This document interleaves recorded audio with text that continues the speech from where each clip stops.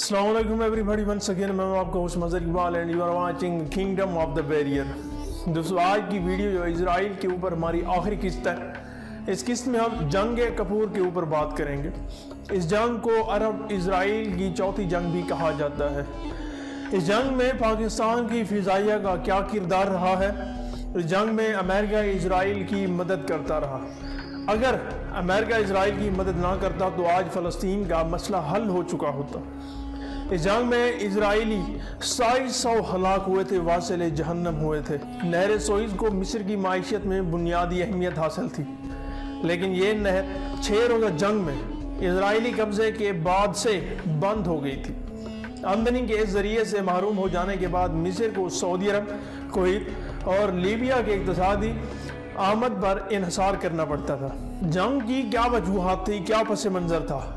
इस जंग में मिस्र की 8 लाख फौज, 2400 टैंक। वीडियो पर आगे बढ़ने से कबल चैनल पर नए आने वाले दोस्तों से गुजारिश है हमारे चैनल को सब्सक्राइब करने, साथ में बेल आइकन को भी प्रेस करते हैं। Watch for more informative video like this, so let's start this video without any delay.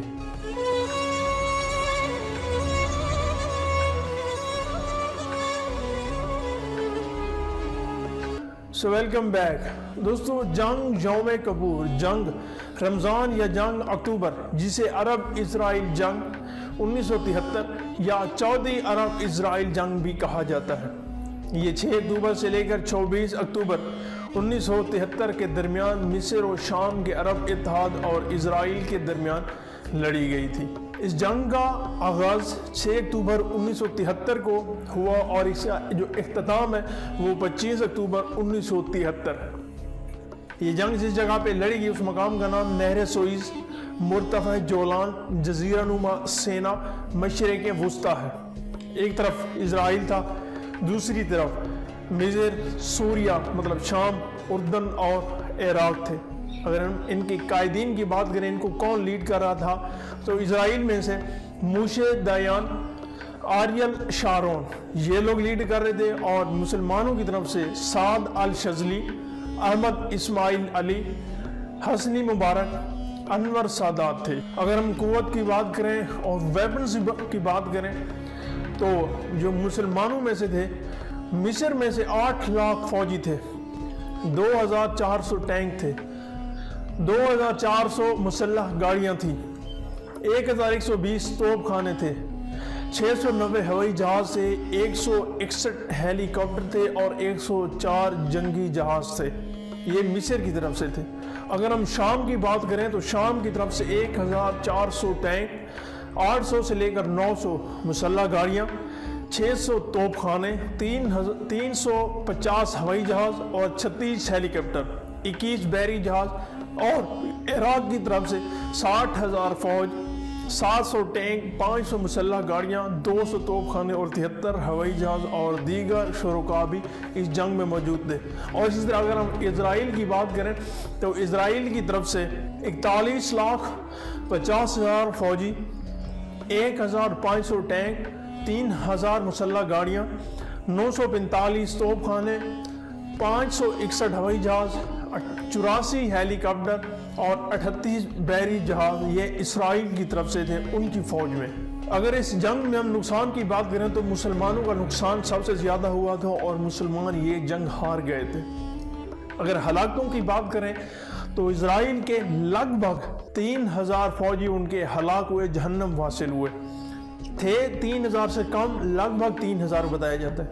और मुसलमानों के जो शहीद हुए वो 1.5 लाख तक शहीद हुए, इनके दरमियान हुए।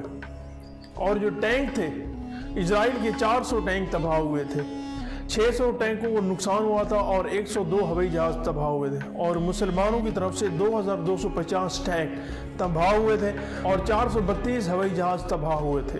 इस जंग का आगाज़ यहूदियों के त्यौहार यौम कपूर के मौके पर हुआ, जब मिस्र और शाम ने अचानक जज़ीरा नुमा सेना और जोलान की पहाड़ियों पर हमला कर दिया था। जज़ीरा नुमा सेना पर इजराइल ने 1967 में जंग 6 रोज़ा के दौरान कब्जा कर लिया था। मतलब जो पहले जंग हुई थी 6 रोज़ा जंग में, उसके आपके सामने पूरी वजाहत कर चुका हूँ, उस जंग में कब्जा कर लिया था। बात करते हैं दोस्तों इस जंग के वजूहात की, पस मंज़र की। नहर सोइज़ को मिस्र की माइशत में बुनियादी अहमियत हासिल थी, لیکن یہ نہر 6 روزہ جنگ میں اسرائیلی قبضے کے بعد سے بند ہو گئی تھی۔ آمدنی کے اس ذریعے سے محروم ہو جانے کے بعد مصر کو سعودی عرب، کویت اور لیبیا کے اقتصادی آمد پر انحصار کرنا پڑتا تھا۔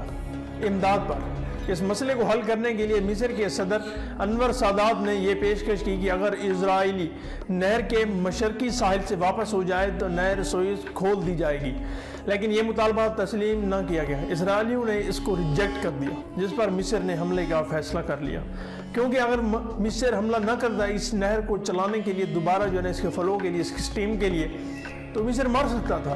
اب بات کرتے ہیں جنگ کے واقعات کی۔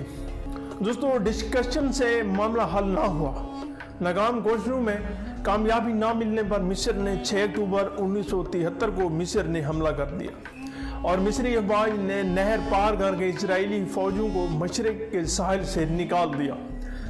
اگرچہ 24 اکتوبر کو جنگ بندی سے پہلے اسرائیل فوج نے جوابی حملہ کر کے نہر کے جنوب مغربی کنارے پر 300 مربع میل پر مشتمل مصری علاقے پر مزید قبضہ کر لیا تھا، لیکن مذاکرات کی میز پر اسرائیل کو ناکامی ہوئی اور اس سے نہ تو صرف 9 مفتوحہ علاقے چھوڑنا پڑے، مطلب جو علاقے مزید انہوں نے فتح کی تھے وہ بھی چھوڑنا پڑے، بلکہ ستمبر 1975 میں ایک معاہدے کے تحت اسرائیلی جزیرہ نما سینا کے 2500 مربع میل کے علاقے سے بھی محروم ہو گیا۔ اس طرح مصر نے 27 سال کی کشمکش کے بعد پہلی مرتبہ اسرائیل کے مقابلے میں ایسی کامیابی حاصل کی جس نے 1967 کی شرمناک شکست کی جزوی طور پر تلافی کر دی۔ انور سادات نے مصر کا قومی دن 23 جولائی کی بجائے 6 اکتوبر مقرر کر کے اس شاندار کامیابی کو یادگار بنایا۔ 1975 میں نہر سوئز بین الاقوامی جہاز رانی کے لیے کھول دی گئی اور اسی سے ہونے والی آمدنی سے مصر عربوں ملکوں کی مالی امداد کی محتاجی سے آزاد ہو گیا۔ کہا جاتا ہے کہ جنگ یوم کپور میں اگر امریکہ پس پردہ اسرائیل کی مدد نہ کرتا، امداد نہ کرتا، تو فلسطین کا مسئلہ اس وقت حل ہو چکا ہوتا۔